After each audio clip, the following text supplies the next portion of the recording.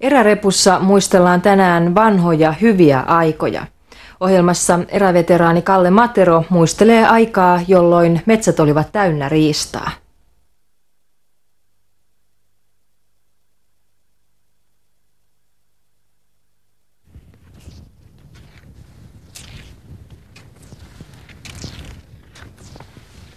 No minä kun nyt ajattelen, mitä oli silloin riista, niin minä voin sanoa, että minä olen saanut elää erittäin hyvänä aikana.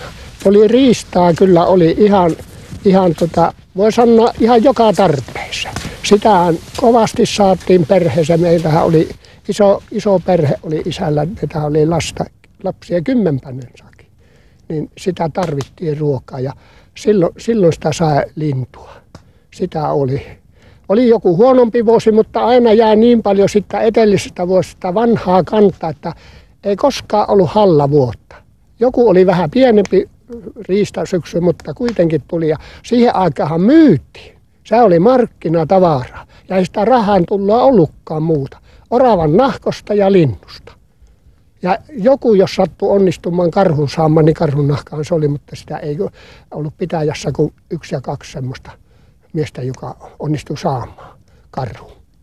Niin siellä oli kyllä semmoista aikaa, että minä ihailen sitä aikaa, kaiholla muistelen, että nykyiset nuoret miehet ja metästäjät, ne saa olla 50-vuotiaita, ne ei ole jonkun hyvän vuoden nähnyt, mutta minulla oli 10 vuosia sitä hyvää aikaa.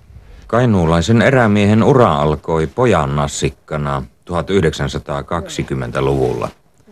Korpiseudun kasvatin oli pienestä pitäen osattava ottaa elanto karusta luonnosta. No ne oli semmoiset eräkokemukset, että minä vanhemman veljen mukana lähdin, niin kun mentiin oravametälle. Se oli syksyllä se oravan mehto, kun alkoi puhistua oravat.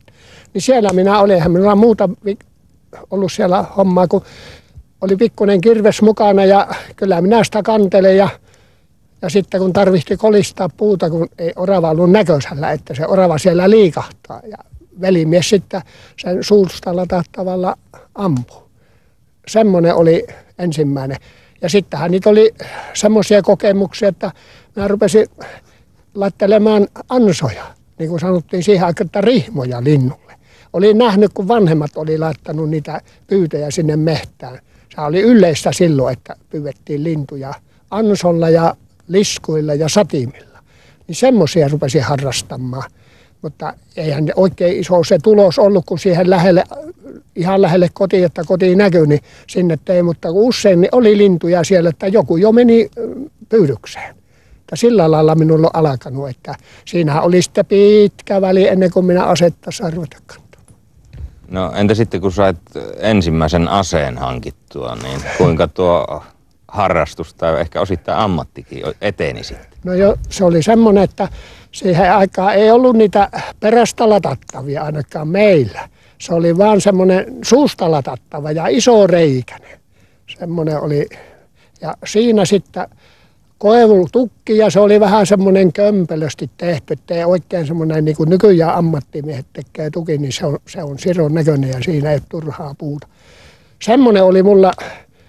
Kun vanhempi veli ei ollut kotona, niin minä sitten joskus sain sen luvan isältä, että minä saan otteja. Minä lähdin sitten sitä järvenrantaa hiippailemaan, kun niitä siellä vesilintyjä oli eri lailla silloin kuin nyt on. Niin siellä sitten sattui poikiaskin olemaan. Ne oli rannalle tullut niin kuin ruokaa sulattelemaan ja siinä mukavasti sukivat. Ja minä olin sitten semmoisen järvenrannan penkassa, että minä pääsin 10 metrin päähän. Se oli tosi kyttäystä silloin. Ja mulla semmoinen se luotikko oli mukana. Ja minä kurkistelemaan ruppaan sille, niin ne kun siellä rivissä on ja silmät näkyy oikein sorsilla. Minä ajattelin, että no tuosta minä kaapasen kyllä. Että se on varma, että siinä saattaa mennä useampi. Ja tietysti se syvä jyskytti hirveästi, että se tahtoi häätätä sitä ammua. Ja minä lopulla laukasen. Ei muuta kuin nalli paksahti. Ja silloin ne sorsat lähti. Niin minä sanoin, että se ei ollut mieli oikein korkealla, kun minä siitä lähdin sitten kotiin päin. Kohta 80-vuotias Kalle Matero on erämies henkeen ja vereen. Korkeasta iästään huolimatta hän ampui viime syksynä komeasarvisen uroshirven ja vuosikymmenten varrella on tullut saalista hyvin mittava määrä. Satoja turkiseläimiä, satoja metsäkanalintuja ja niin edelleen. Mutta huolimatta siitä, että hän on innokas erämies, hän on myös luonnonsuojelija. Tuo taustalla näkyvä metsä täällä Suomussalmen raatteessa on ollut vuosikymmeniä rauhoitettu isännän omalla päätöksellä. Lisäksi koskaan hän ei ole ampunut riistaeläimiä niiltä alueilta, joilla hän on metsästynyt viimeiseen eläimeen. Aina on jäänyt kanta turvaamaan uuden kannan kasvu. Oletko koskaan laskenut, että kuinka paljon noita turkiseläimiä tässä vuosikymmenten saatossa olet saanut saaliiksi? No minulla on kyllä näätät suurin piirtein tiedossa, se on 260, että se ei siitä paljon kyllä heitä yli eikä alle. Mutta kettuja en ole pitänyt enkä minkkiä laskussa. Minkkihän tuli vasta myöhemmin tänne alueelle, että sitä jos olisi silloin ollut, kun oli näätät ja ketut, niin sitä olisi minkkiäkin, mutta niitä nyt on myös melko paljon, mutta nyt on muutamia vuosia mennyt, ei ole montakaan minkkiä ole tullut. Että kyllä niitä useita satoja löytyy turkikseen. Entä sitten näitä metsäkanalintuja, metsoja? Niin parhaana syksynä saattoi olla, kun minä silloin niin vein 20 lemikon markkinoille ja minähän niin kuin tälle omalle kylälle möin tuonne kirkon kylälle, nehän ostivat silloin lintuja sotien jälkeen, niin että niitähän kymmeniä mehtoja tuli sillä tavalla ja sitten sitä itse syötiin silloin alkusyksystä. Minähän ammun oman pattaan, että niitä kyllä useita kymmeniä tuli parhaana vuosina niin pelkkiä mustia mehtoja ja naarasmet päälle. Ja teeriä lisäksi. Niin, teeriä ja silloin oli vielä pyitä. Toisinaan saa useitakin pyitä, kun sattui semmoisen poikiakseen. Entä sitten sellaisia harvinaisempia kuin tuo karhu, josta kerroit tuon ensimmäisen saamasi karhun? Miten paljon karhuja ja ehkä ahmoja ei ole kuule karhuja, niin minä ampunut. On kyllä yrittänyt, mutta se on kerinnyt pois kuule sihiltä. Niitä on ollut tuommoisia, että oikeastaan 2 kertaa on sattunut, että varmistimen kerkesin pyöräyttää ja silloin se karhu häipyi. Ja minä en ole sitten ollut niin intohimoinen niin kuin nykyään. Nythän se on mennyt vähän sairaeksi tämä karhuhomma, että pitää olla koko Suomi hytinässä, että karhu metälle keväällä. Minä olen vähän ollut semmoinen, että minä ammun kyllä karhun, mutta vähän niin kuin vapaaehtoisella pohjalla on ollut se, että jos se kerran tuuri käy, niin antaa sen tulla ja minä ammun silloin, kun se on luvallisena aikana ja luvallinen. Mutta niitä harvoin, että kyllä siihen näin kyllä hirvi on helppo saada kuin karhu.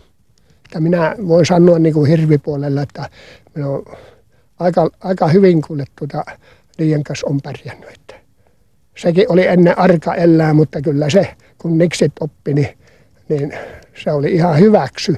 Että melkein niin kuin sinun kauppoja oli saanut tehdä jo hirvenkin kanssa. Aseet ovat erämiehelle tärkeitä työkaluja. Kalle Materon parhaat kiväärit ovat vuosikymmenten takaa, mutta edelleen ne ovat tarkkoja. Tämä on